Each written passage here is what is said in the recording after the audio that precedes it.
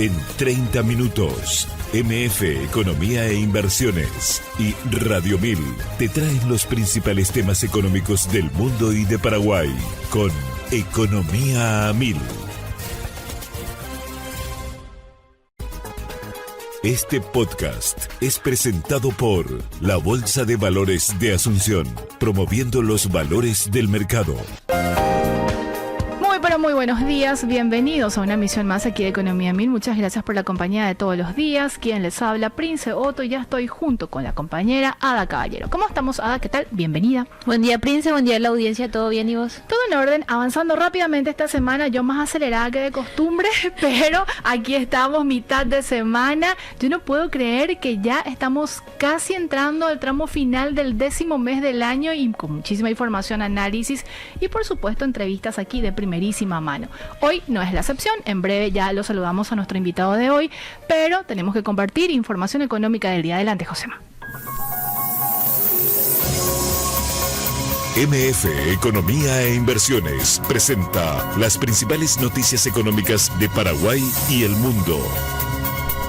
De acuerdo con Bloomberg en línea, los bancos estadounidenses han otorgado cerca de $300 mil millones en préstamos a proveedores de crédito privado hasta junio de 2025, mientras que los préstamos a todas las instituciones financieras no depositarias, que incluyen fondos de cobertura, capital riesgo y fondos de pensiones, ascendieron a $1,2 billones de acuerdo con datos de la Reserva Federal citados por Moody's Rating.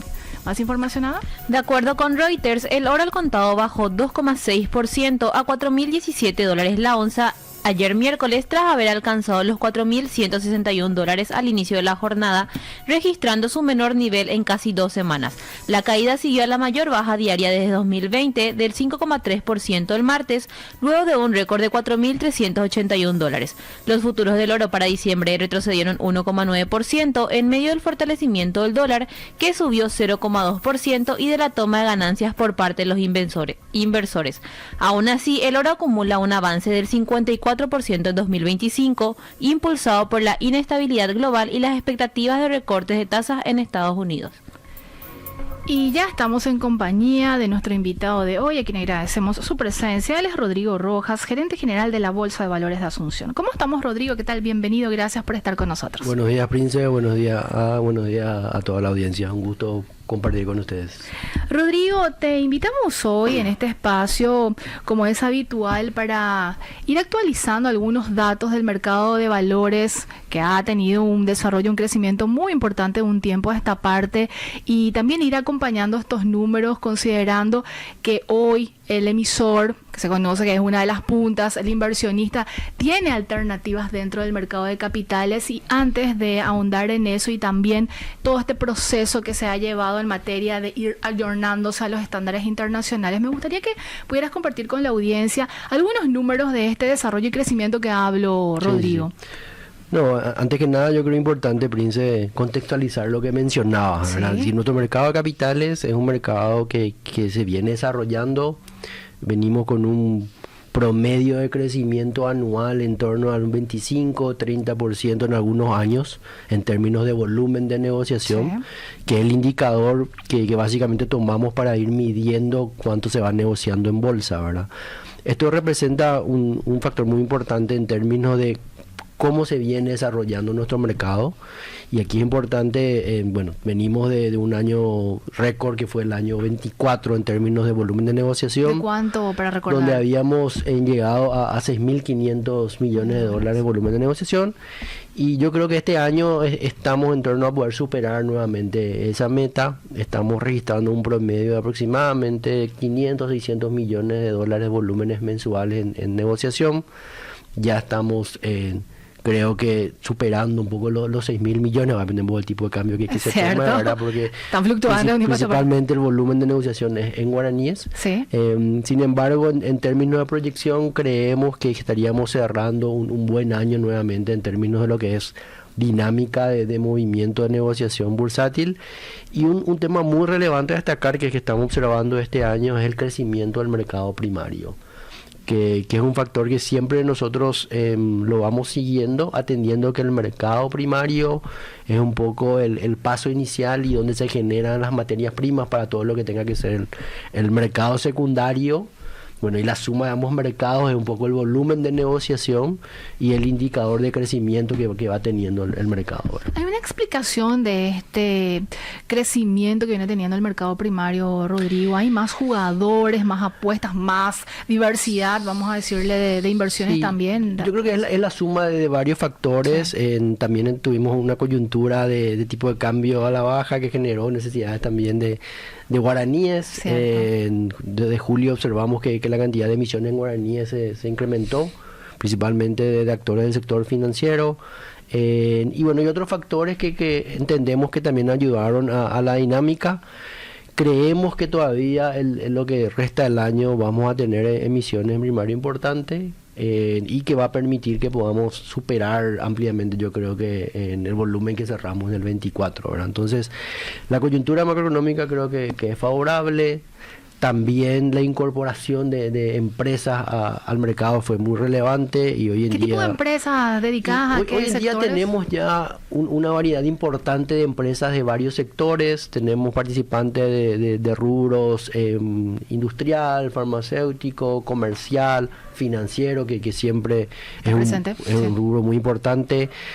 También es importante destacar la cantidad de fondos de inversión que actualmente están operando. Creo que eso es un factor muy relevante. Y bueno, y estas alternativas creo que van generando también opciones para los inversionistas en cuanto a poder diversificar siempre sus opciones de inversión, ¿verdad? Entonces, en ese sentido, creo que la bolsa hoy se amplió bastante en cuanto a papeles que están siendo ofertados. De igual forma creemos que podemos seguir todavía incorporando en emisores. Estamos llegando más o menos a 200 emisores, incluidos los fondos de inversión, pero todavía el universo de poder seguir incorporando empresas creo que es importante. Y bueno, nuestra idea como infraestructura es poder seguir generando un poco el conocimiento a través de los diferentes actores. Somos un actor más, sí, es poder explicar un poco las bondades del mercado y que por sobre todo que es una alternativa hoy ya complementaria al esquema tradicional de obtención de recursos para parte de las empresas en términos de financiamiento, ¿verdad? Cuando hablamos de instrumentos, Rodrigo, sigue habiendo una alta concentración en lo que se conoce como renta fija, bueno, desprendiendo bonos.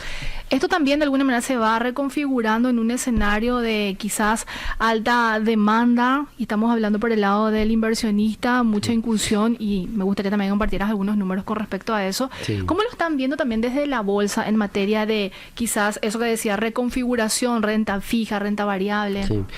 Somos un mercado principalmente de renta fija. Cuando hablamos de renta fija, significan que empresas están emitiendo principalmente títulos de deuda que ya tienen asignada una tasa de interés que va a generar un rendimiento, que ya tiene establecido también un periodo de pago.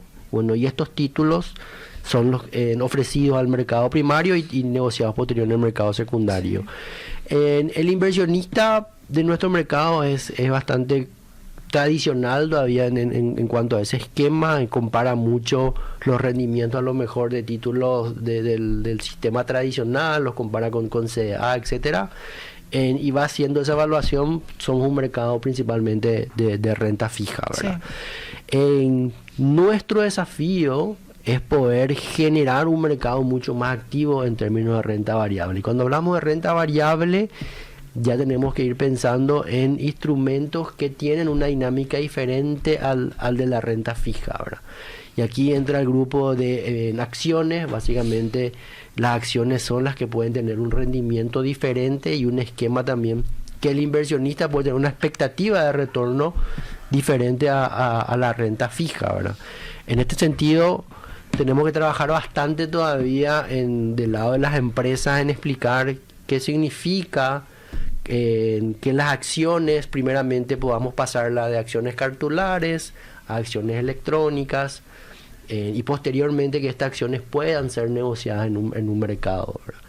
Estas son las alternativas que todavía tenemos que trabajar como mercado y seguir incorporando opciones para que las empresas, además de entender el funcionamiento, puedan abrir el capital de la sociedad y incorporar socios, ¿verdad? Porque claro, cuando hablamos de acciones estamos incorporando socios a la empresa, y la dinámica también en cuanto al movimiento que puedan tener estos títulos son muy diferentes a lo de renta fija, ¿verdad? Y el involucramiento también que tiene por su lado el inversionista versus cuando hace justamente una apuesta, mejor dicho, una inversión en bonos, cuando se convierte en un accionista porque se vuelve como casi parte o propietario, por decirlo de alguna manera. Entonces, eso que decía, la expectativa y la perspectiva es diferente. Y el cambio es ese, principalmente que el inversionista que adquiere acciones pasa a ser dueño de una partecita de la sociedad, y es principalmente el título del mercado que genera desarrollo principalmente en todos los países, ¿verdad? Se conoce principalmente cuando uno compra una acción no sé, en las grandes empresas, comienza a tener una participación diferente a lo que sería una expectativa de adquirir títulos de renta fija, ¿verdad? Y también generalmente los rendimientos para el lado del inversionista son muy diferentes a los rendimientos que pueda tener en renta fija. Los márgenes que un inversionista pueda llegar a tener con títulos de renta variable son mucho más grandes, pero también las condiciones, y bueno, eso también pasa mucho en los mercados, que las caídas también pueden afectar eventualmente esos rendimientos, pero esa dinámica de puntos altos y puntos bajos dentro de la negociación de acciones es lo que representa básicamente la oportunidad de generar mayor rendimiento sobre títulos de renta variable, a diferencia de los de renta fija que ya tienen establecido un porcentaje. Totalmente.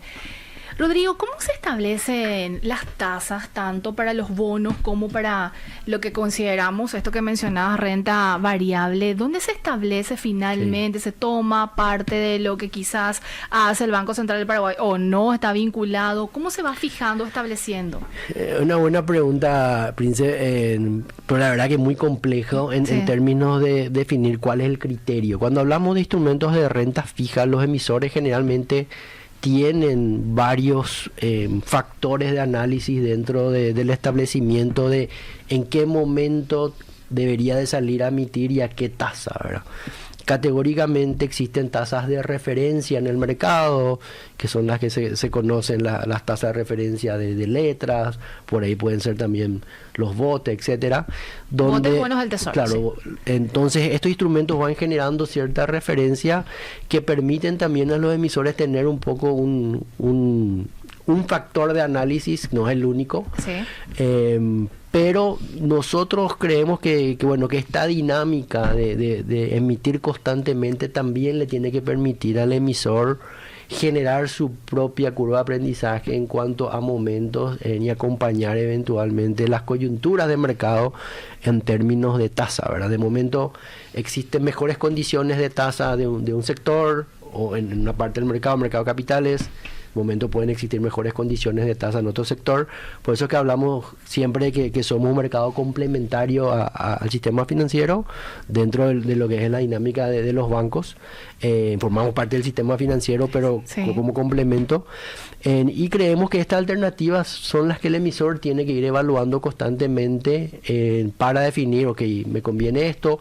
Otro factor muy, muy importante dentro de nuestro mercado es el plazo, ¿verdad? Claro. Entonces, las condiciones de plazo pueden ser diferentes a las condiciones que puedan obtener en un financiamiento tradicional. Y el otro factor sumamente relevante para el emisor son las condiciones de pago. En este caso, el emisor es el que define el periodo de pago de intereses que quiera aplicar para sus diferentes emisiones. También puede establecer si eso está asociado a un esquema de generación que pueda tener la sociedad de manera puntual. Entonces, todas estas condiciones creo que son muy relevantes dentro del análisis que el emisor hace para poder establecer una tasa, además del acompañamiento que hace la empresa a través de una casa de bolsa en cuanto un poco al termómetro del mercado y la expectativa del inversionista, ¿verdad? Que es justamente la colaboración que la casa de bolsa en su experiencia puede proveerle a las empresas en términos de cuánto es un poco la expectativa de los inversionistas en términos de tasa. Y bueno, y otros factores que tienen que ver ya con la calificación que pueda tener el título, etcétera, que van siendo analizados dentro de un contexto general para establecer, ok, esta es la tasa que se podría salir en este momento, en estas condiciones, la garantía, etcétera, y se establece una tasa en términos de renta fija, ¿verdad?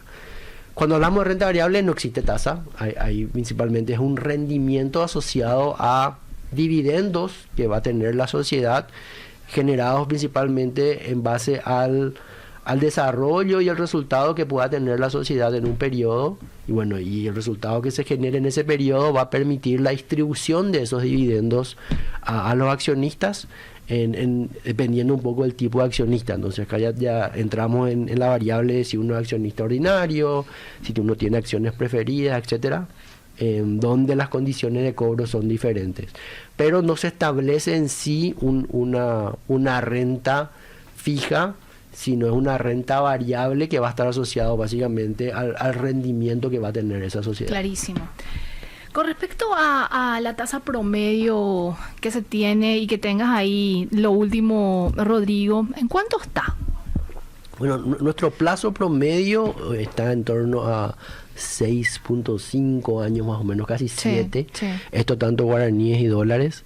Y estamos viendo en que las tasas promedio en títulos en dólares estarían en torno a 6.5 y en guaraníes ya cerca de 8. Es un poco en cuanto a tasas. Estas tasas son siempre promedio. De repente existen títulos que salen con tasas más altas, otros títulos que salen con tasas más bajas, pero en promedio general está en torno un poco a esa tasa y a ese plazo, ¿verdad? Mencionabas también otro instrumento que viene de alguna manera presentando un crecimiento interesante, el de los fondos de inversión. Sí. Rodrigo, esto también está vinculado a las nuevas necesidades, a las nuevas demandas. Hay una explicación también. ¿Y cuáles son las perspectivas en ese sentido? Sí, los fondos de inversión son ya instrumentos actualmente muy activos en el mercado de capitales. Sí.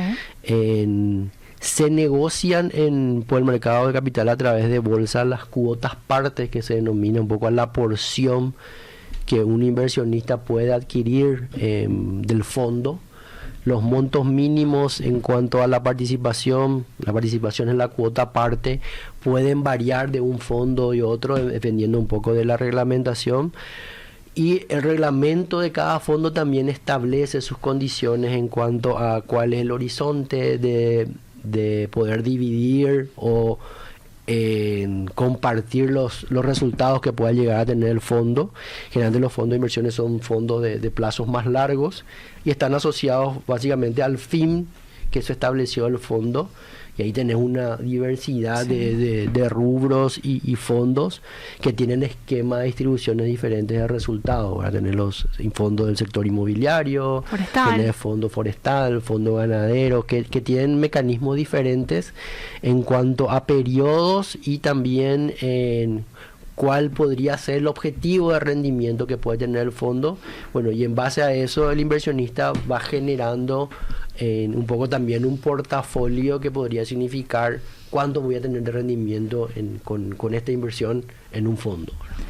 Y también desmitificar un poco, Rodrigo, esto de que solamente con mucho dinero uno puede ingresar a ser inversionista, cuando también tenés una gama de alternativas que, dependiendo, asumo, de la casa de bolsa que va de alguna manera asesorando, también tenés tickets de entradas desde 500.000, 1 millón, etcétera. Eso también va como siendo parte de este proceso de conocimiento y de masificación de conocimiento. Sí, correcto, Prince. Hoy tenés varias alternativas. Sí. Los fondos mutuos es una alternativa de inicio para poder operar. En este caso, si bien hoy no son negociados en bolsa, es un esquema de administración directamente de las casas de bolsa, pero están supervisados por el supervisor en este caso la Superintendencia de Valores, que establece un mecanismo de entrada y tener fondos que de 300.000 guaraníes uno ya puede ingresar.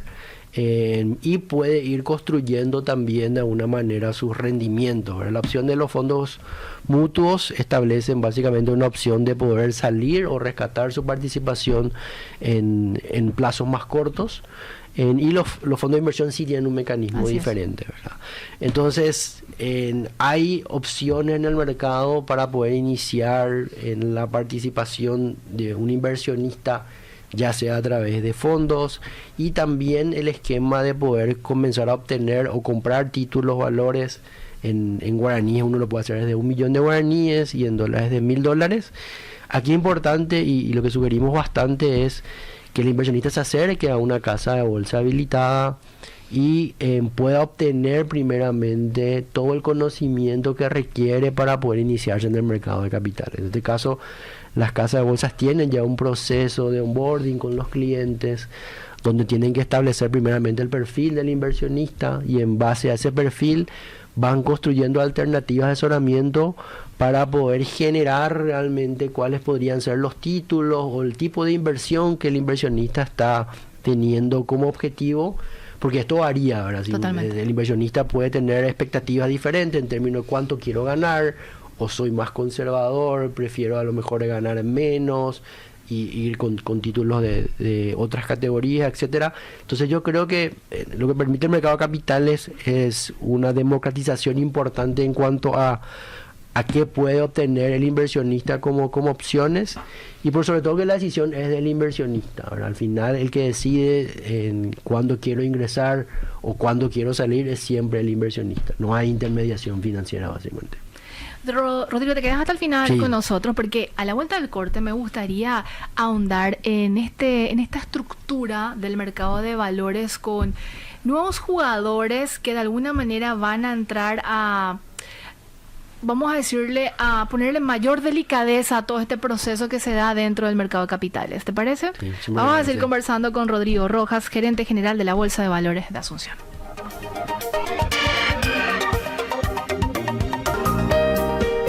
Seguís escuchando Economía 1000, gracias por la compañía. Es momento de compartir rápidamente información económica a nivel regional. ¿Qué tenemos, Ada? De acuerdo con Bloomberg, la caída del ingreso real y el estancamiento del empleo formal representan un desafío electoral para el gobierno de Javier Milei en un contexto de menor dinamismo económico. Un estudio de Equilibra sobre 14.5 millones de trabajadores indica que tras una caída del 19% entre enero y septiembre de 2023, los ingresos se recuperaron hasta 94% del nivel previo en febrero de 2025, pero luego se estancaron, configurando lo que denomina la raíz del desencanto.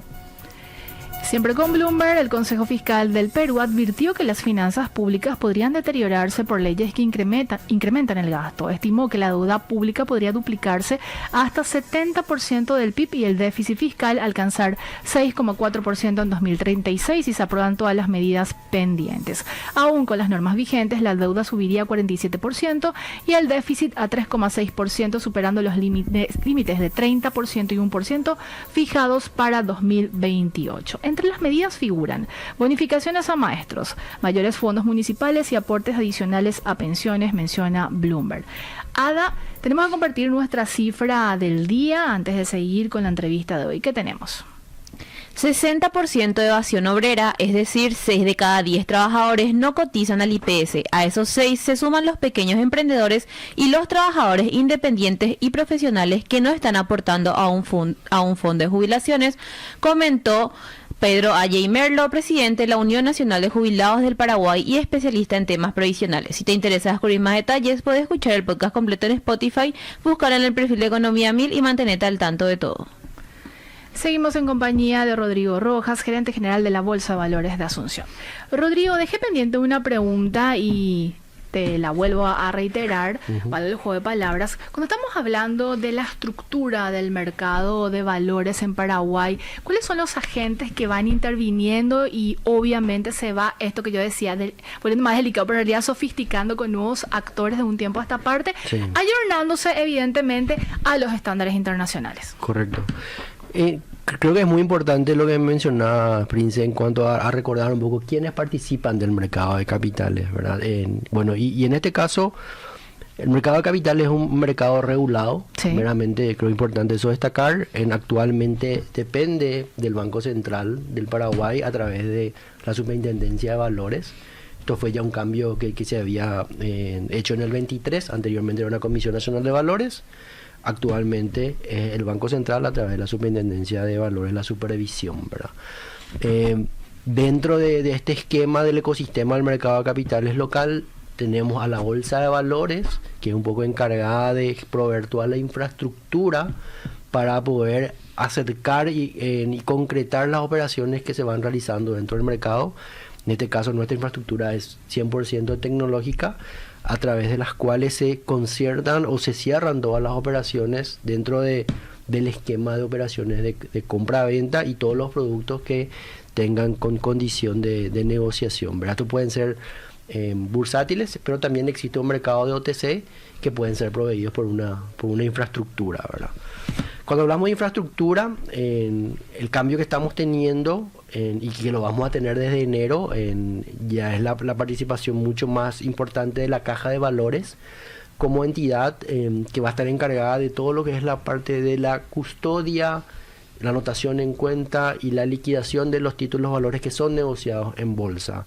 Esto en línea con lo que establece IOSCO, que es un poco la entidad internacional que establece las mejores prácticas para el mercado de capitales, que recomienda que la negociación sea hecha en una institución separada de aquella que tenga que hacer la anotación en cuenta y la liquidación. Entonces, que hoy por hoy lo hace la Bolsa de Valores. Actualmente ese rol lo lleva la bolsa, y con la implementación del nuevo ecosistema del mercado que estamos proyectando para el 26, la idea es que la Caja de Valores pueda asumir todo el rol y el funcionamiento vinculado a la custodia y la liquidación de los títulos valores del sector privado, ¿verdad? Por otro lado, creo que es importante también destacar, los emisores, que son los generadores de títulos que se ofertan, como hablamos al inicio. Estos pueden ser títulos valores de renta fija o renta variable. Tenemos también los inversionistas, que son los que quieren, y un poco el mercado que se va generando de oferta y demanda. Las calificadoras de riesgo también son muy importantes, porque son las que van generando una calificación o una opinión independiente a los títulos que se van negociando, estos también establecidos por el regulador. Auditores externos, que también interactúan tanto con las empresas, así como los demás participantes dentro del mercado. Creo que no me olvido de nadie. También, tenemos ya también la participación de las administradoras de fondos, que son muy importantes dentro de lo que es la gestión de los fondos de inversión. Las casas. Las casas de bolsa, por supuesto, que tienen una participación muy importante en el esquema de interactuar con el emisor y también interactuar con el inversionista. Son prácticamente los brokers y quienes generan y traccionan todo el movimiento comercial y que se generen efectivamente las transacciones finalmente en bolsa, ¿verdad? ¿Cuántas casas de bolsa? Actualmente tenemos 23 casas de bolsa activas, con una participación muy importante, principalmente en todo tipo de títulos, y esos datos inclusive son públicos, que lo pueden acceder en la página de la bolsa, donde uno puede ver los niveles de negociación por casa de bolsa y también los títulos que son negociados dentro del mercado. Si hablamos a nivel de ecosistema de mercado local, es un poco el esquema que tenemos. Esto también es diferente en un país de otro. Totalmente. En algunos países es un poco diferente, pero este es el esquema que tenemos actualmente en Paraguay de quienes participan dentro de nuestro mercado. Y ha habido una fuerte apuesta también por la innovación, la tecnología, Rodrigo, y de hecho la Bolsa de Valores ha empujado eso muy fuertemente este año, y asumo que para el año 2026 también en este proceso de innovación y sofisticación. Sí, a ver, hoy en día creo que es importante destacar que proveer infraestructura está muy relacionado a tecnología. Es cierto. Y dentro de este esquema, y lo que habíamos planificado dentro de la bolsa, no solamente para estos años, sino ya un análisis que viene de un tiempo a esta parte, que es generar mejor infraestructura y por sobre todo incorporar innovación y tecnología de punta para todo lo que significa el desarrollo del mercado. Y acá es importante destacar que la inversión que está haciendo tanto la bolsa como la Caja de Valores en poder incorporar sistemas de clase mundial es muy importante, y por sobre todo una apuesta que estamos convencidos que va a ser muy relevante para seguir desarrollando el mercado, no solamente para proveer al mercado local de mejores condiciones para su negociación, sino también poder generar una mejor condición para conectarnos a mercados internacionales. Y aquí hablabas hace rato de la estandarización internacional, ¿verdad? Cuando hablamos de incorporar sistemas de clase mundial, el estándar de cómo opera un inversionista de cualquier parte del mundo, básicamente lo vamos a estar incorporando a nivel local, y esto debería facilitar muchísimo también la dinámica de incorporar inversores no residentes, otro tipo de inversionista al mercado, que creo que va a ser beneficioso para todos. Porque actualmente no hay existe una participación, pero la dinámica operativa va a ayudar a que esto también pueda ser mucho más importante. Cuando hablamos del punto de vista de la caja, también la caja va a tener un rol sumamente importante, porque uno de los objetivos que va a tener la caja de valores es poder conectarse a una compensadora internacional. Las compensadoras internacionales básicamente te permiten que uno pueda liquidar sus inversiones en el mercado que el inversionista establezca, ¿verdad? Claro. Así también como la custodia de sus títulos, uno los puede definir que quiero custodiar en tal mercado. Entonces esa interacción de liquidación o cambio de custodia, etcétera, es sumamente relevante para que la dinámica dentro de la negociación que pueda estar conectada al mercado internacional pueda ser ágil. Entonces esto requiere de mucha estandarización, requiere de mucha tecnología, de mucha seguridad también dentro del proceso, atendiendo que tenemos que garantizar que independientemente al tamaño del ticket se puedan terminar de culminar, y las tenencias de quien está adquiriendo el título puedan estar en tiempo y forma en los lugares, en cuentas que están establecidos por las partes, y bueno, y también el que está vendiendo pueda recibir en todo lo que está relacionado a la parte del efectivo, y el tenedor la custodia de los títulos, ¿verdad? Entonces todo este esquema, este ecosistema es sumamente importante y es sumamente detallista en cuanto al proceso que uno tiene que transitar, y bueno, en ese proceso estamos actualmente la bolsa con la caja de poder incorporar y generar todo este nuevo ecosistema para que permita tanto a emisores, inversionistas no solo locales, sino también el no residente, a poder tener un esquema mucho más dinámico en cuanto a cómo operar. Y bueno, eso tiene que generar como consecuencia categóricamente un mayor volumen y mejores negocios. Que esperemos que así sea. Dejo pendiente otra pregunta, Rodrigo, tenemos que hacer nuestra última pausa vinculada al mismo tema, con respecto a las normativas que se vienen también empujando a modo de ir, vamos a decir, dándole el sustento correspondiente a todo este proceso de desarrollo y crecimiento. Así que te invitamos hasta el final del programa, porque nos quedan pocos minutos para seguir conversando. Estamos con Rodrigo Rojas, gerente general de la Bolsa de Valores de Asunción. Vamos a la pausa y a la vuelta seguimos con más Economía Mil. Gracias por la compañía. Seguimos junto con Rodrigo Rojas, gerente general de la Bolsa de Valores de Asunción. Rodrigo, yo te dejé también planteando otro tema que me gustaría abordar contigo, de estas nuevas normativas que se van sumando y que van empujando también entre todos los actores que forman parte del mercado de capitales. Tengo entendido que hay una ley recientemente sancionada a la espera de la promulgación del Poder Ejecutivo. Correcto.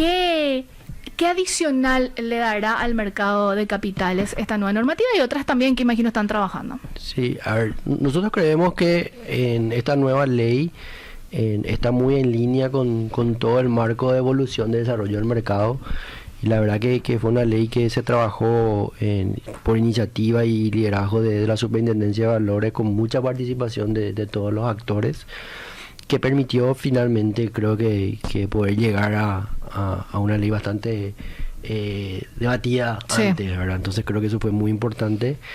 Creemos que esta ley, además de poder modernizar y que tiene también como objetivo poder agrupar una cantidad de leyes anteriores que se tenía, que establecían una serie de condiciones, es poder acompañar y por sobre todo darle un poco un toque de modernidad también a lo que es el mercado de capitales.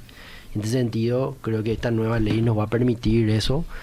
Y bueno, ya estaría después sujeto al esquema de reglamentación que va a establecer seguramente el Banco Central o la Superintendencia de Valores, ya lo que sería el funcionamiento operativo del nuevo marco de ley y regulatorio que va a estar establecido para todo el mercado de capital. Entonces creemos que es muy positivo y que va a acompañar todo el proceso de desarrollo que el mercado actualmente tiene.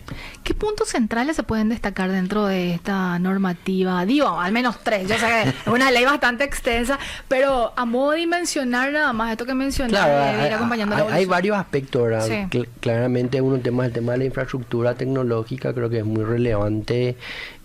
También condiciones que van a permitir también un mayor desarrollo del mercado en términos de productos y servicios que se van a poder incorporar. Creo que eso es muy relevante.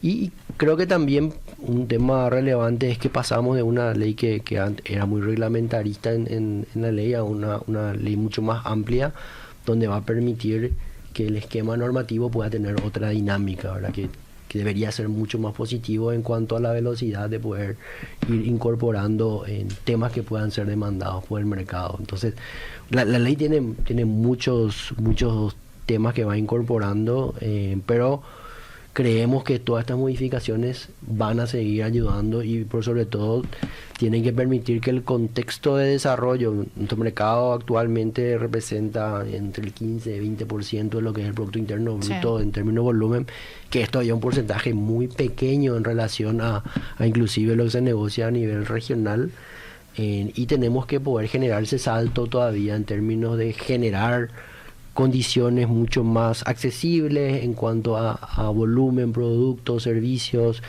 y que esa sofisticación que es natural que se da en mercados más desarrollados pueda permitir mejores alternativas de negocio, pero también dentro de un campo y un espectro de regulación que está estableciendo también condiciones de control que puedan garantizar el inversionista que está operando y el emisor que también interactúa en estos mercados. Y finalmente, que todos podamos tener bien clara la película en cuanto a cómo operamos, pero confiados de que va a permitir que el desarrollo del mercado pueda seguir avanzando, ¿verdad? ¿Limitaciones o restricciones que contemple esta normativa?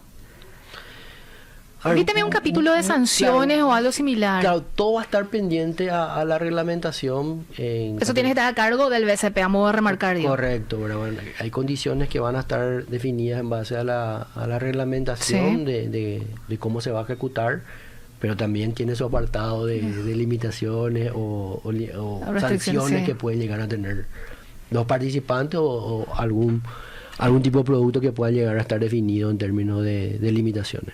Otra normativa que estén de alguna manera como prediseñando o pensando que pueda acompañar también esto, o queda por el momento con esta ley general que mencionaste? No, yo creo que esta ley general es sumamente importante en términos de marco legal y regulatorio, porque agrupa en una sola ley ya todo el funcionamiento del mercado. Creo que es muy relevante. Y va a tener también su proceso ahora de reglamentación que probablemente vamos a estar acompañando también como mercado. Entonces creo que esta es la más importante, ¿verdad?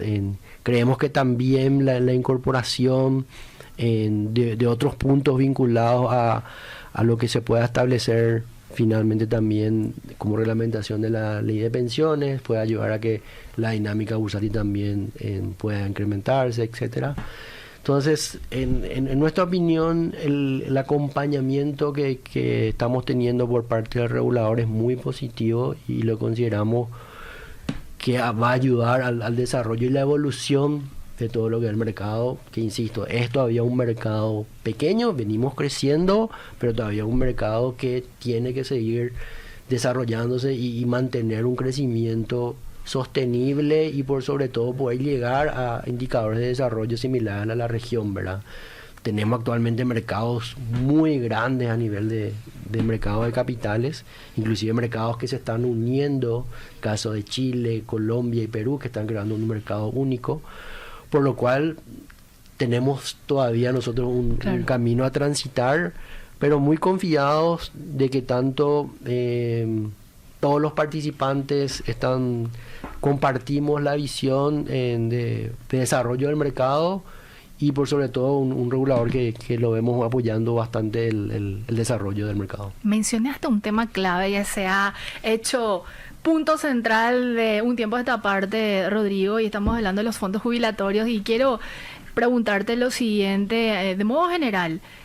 ¿Hay interés de fondos de pensiones de un tiempo a esta parte del extranjero para, obviamente, venir a invertir en Paraguay y esperando a eso, a la adecuación de las normativas y de la infraestructura? ¿Vienen sondeando estos fondos? Y más todavía después del grado de inversión. Los fondos de pensión en el mundo generalmente son las instituciones que más dinero van acumulando y que tienen la obligación de generar inversiones para buscar el sustento de lo que serían las jubilaciones a futuro, ¿verdad? Sí. Entonces, en este sentido, cuando hablamos, por ejemplo, de incorporar mejores condiciones de infraestructura para el no residente, por supuesto que los fondos entran dentro de ese esquema, ¿verdad? Y aquí importante también es que nosotros como mercado podamos generar la oferta suficiente, tanto a nivel de infraestructura operativa como también de títulos que puedan ser interesantes para cualquier fondo de afuera. Es sumamente relevante, porque cuando hablamos también de inversiones de este tipo, generalmente son tickets grandes. Totalmente. Que los hablan fondos, de 500 millones de dólares como casi entrada. Entonces, creemos que estamos en el camino de poder seguir desarrollando esa infraestructura y poder proveer en productos y servicios, y el mercado también, y generando títulos que puedan ser interesantes. Y no solamente para los fondos afuera, sino también para que los fondos, el fondo local en este caso, el fondo de pensiones del IPS pueda tener también alternativas y bueno, y un esquema dentro de lo que pueda ser opciones para que el rendimiento se pueda mantener a futuro, ¿verdad? Para dilucidar más el punto, actualmente el IPS no hace inversiones directamente en el mercado. Tengo entendido que hace con la AFD y demás. Las relaciones de los inversionistas la manejan las casas de bolsa. En el IPS claramente probablemente es un inversionista que opera dentro del mercado, ¿verdad?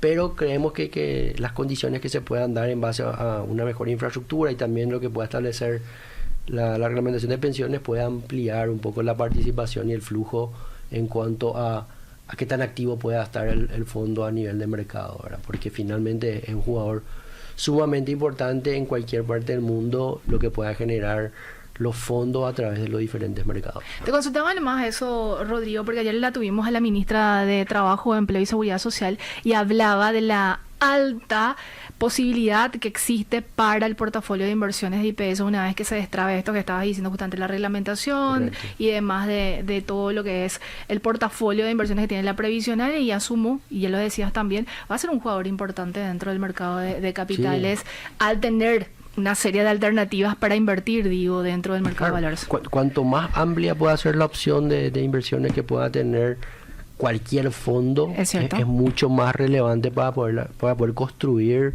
un horizonte de rendimiento en base a los objetivos que pueda establecer el fondo, ¿verdad? Entonces, aplica para cualquier fondo y bueno, claramente el fondo de pensión, por el interés que representa, debería tener un amplio espectro de alternativas de inversión. Y ni que hablar, que va a ser otro capítulo de los proyectos de inversión que puede generar toda una dinámica dentro de la economía, donde estamos hablando de planes de largo plazo. Correcto, así es. Rodrigo, un gusto tenerte en este espacio. Muchas gracias, Prince, muchas gracias, y bueno, a disposición. Gracias. Estuvimos con Rodrigo Rojas, gerente general de la Bolsa de Valores de Asunción. Así, llegamos a un capítulo más de Economía 1000. Ada, ¿nos reencontramos mañana? Así es. Podemos adelantar, nos vamos a trasladar hasta Perú vía Zoom para sondar un poco cómo está la economía de ese país. De hecho, lo compartimos aquí sobre la situación económica y fiscal que está atravesando ese país. Y mañana vamos a tener este contacto con el economista de ese país, porque recordemos que la consultora MF Economía e Inversiones forma parte de la red, la ECO, que aglutina a consultoras importantes de toda la región. Así que vamos a hacer ese contacto. Que tengan un excelente día. Este podcast es presentado por la Bolsa de Valores de Asunción, promoviendo los valores del mercado.